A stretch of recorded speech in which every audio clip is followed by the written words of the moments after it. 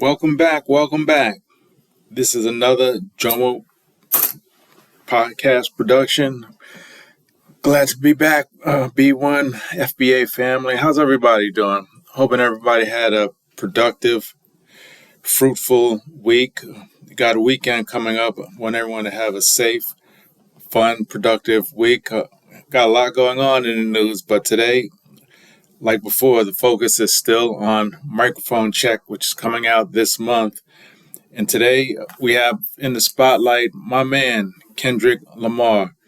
I first was introduced to Kendrick Lamar way back in the day. He had a single with Miguel.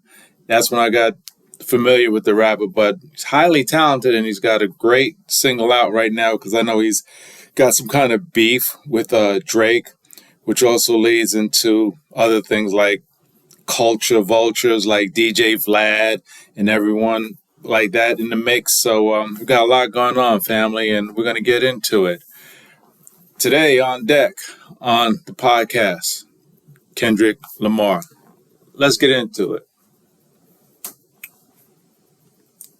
Kendrick Lamar was born on June 17th, 1987 in Compton, California as Kendrick Lamar Duckworth. He grew up in a tough neighborhood known for its gang violence and poverty. Lamar was influenced by his surroundings and experiences, which later became a significant theme in his music. Lamar developed an interest in music from a young age, influenced by artists like Tupac Shakur, Dr. Dre, and Jay-Z. He began writing poetry as a child and later started rapping under the moniker K-Dot. In his teenage years, Lamar released a mixtape titled Youngest Head N-Word in Charge under the name K-Dot. He gained local recognition and caught the attention of Top Dog Entertainment, a record label based in Carson, California. Lamar released his fourth mixtape, Overly Dedicated, in 2010, which helped him gain wider attention. His debut independent studio album, Section 8.0, received critical acclaim and showcases storytelling abilities and social commentary. Lamar's major label debut album, Good Kid, M.A.A.D. City, was a critical and commercial success. The album received widespread praise for its narrative, lyricism, and exploration of Lamar's upbringing in Compton. Lamar's third album, To Pimp a Butterfly, earned widespread acclaim for its ambitious musicality and socio-political themes. Damn, which was released in 2017, became his most commercially successful album, winning the Pulitzer Prize for music and solidifying his status as one of the most important figures in contemporary hip-hop. Throughout his career, Lamar has been vocal about social issues affecting the African-American community, including systemic racism, police brutality, and socio-economic inequality. He has used his platform to address these issues both in music and through activism, participating in protests and charitable efforts. In addition to music, Lamar has ventured into other creative endeavors, including acting and producing. He has made guest appearances on television shows and has contributed to film soundtracks like The Black Panther. Lamar has been relatively private about his personal life, but he married his longtime girlfriend, Whitney Alford, in 2015. He has spoken about struggling with depression and the pressure of fame in his music. Kendrick Lamar is widely regarded as one of the greatest rappers of his generation and has been praised for his lyrical prowess, storytelling ability, and artistic vision. His influence extends beyond music as he has inspired a new generation of artists and brought critical acclaim to social issues through his work. As one of the most influential musicians of the 2010s decade, Lamar has been deemed a paradigm shift in the contemporary hip-hop and popular culture. His discography became a catalyst in the upsurge of social conscience across multiple generations, challenging the status quo by encouraging listeners to re-examine social institutions. Throughout the Black Lives Matter movement and events following the 2016 U.S. presidential election, his work has been used as a protest anthems. According to American Studies and media scholar William Hones, Lamar's progressive elements place him amongst other African-American artists and activists who worked both inside and outside of the mainstream to advance the counterculture that opposed the racial stereotypes being propagated in white-owned media and culture. He has been credited with reviving jazz rap in the music video as a form of social commentary. Despite becoming a public figure in popular culture, publications have noted Lamar's unconventional approach to celebrity culture. He is notoriously reserved, he is reluctant to publicly discuss his personal life, and generally avoids using social media. He is also decisive when engaging with mainstream media outlets, although journalists have complimented his zen-like calmness and down-to-earth personality. According to Lamar, he has become so invested in who I am outside of being famous. Sometimes that's all I know. I've always been a person that really didn't dive too headfirst into wanting and needing attention. I mean, we all love attention, but for me, I don't necessarily adore it.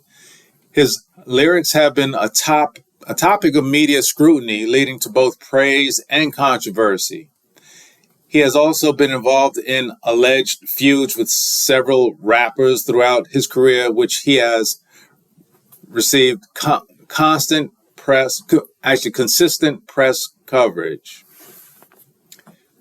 Lamar has been described as an authentic businessman who takes calculated steps to establish his brand from the ground up and leaves nothing to chance.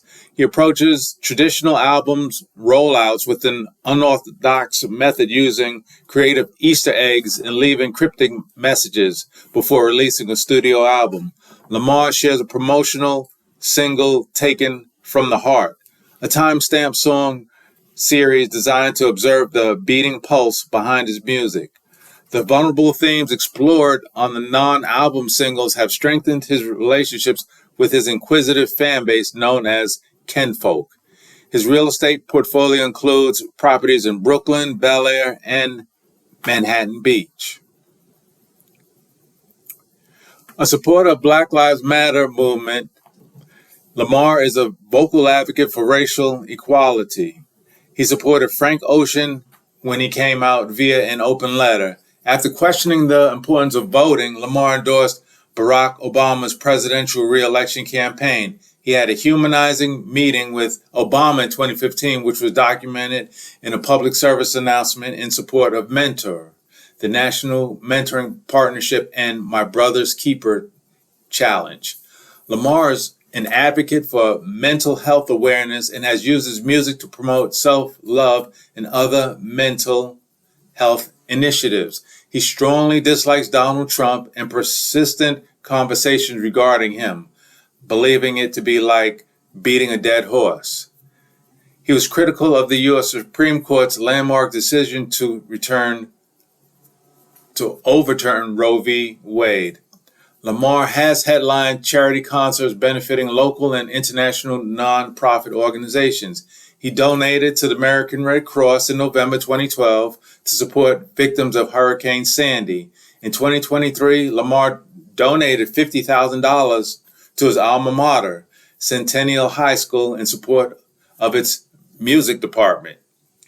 He embarked on a small concert tour in 2014 and donated all of the revenue to the Habitat for Humanity in his hometown.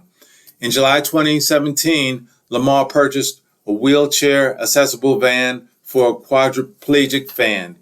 He has regularly performed at TDE's annual holiday toy drive at Nickerson Gardens and organizes his own toy drive in Compton. In June 2020, he joined a peace walk to protest against the murders of George Floyd and Breonna Taylor. That kind of sums it up for Kendrick. He sounds like a real writer. He sounds like an authentic rapper, and he definitely has talent. There's no denying that.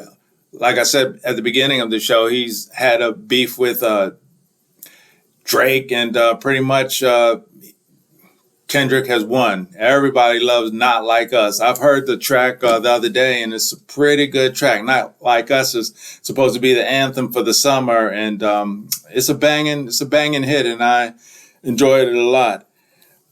And once again, Microphone Check is coming out this month.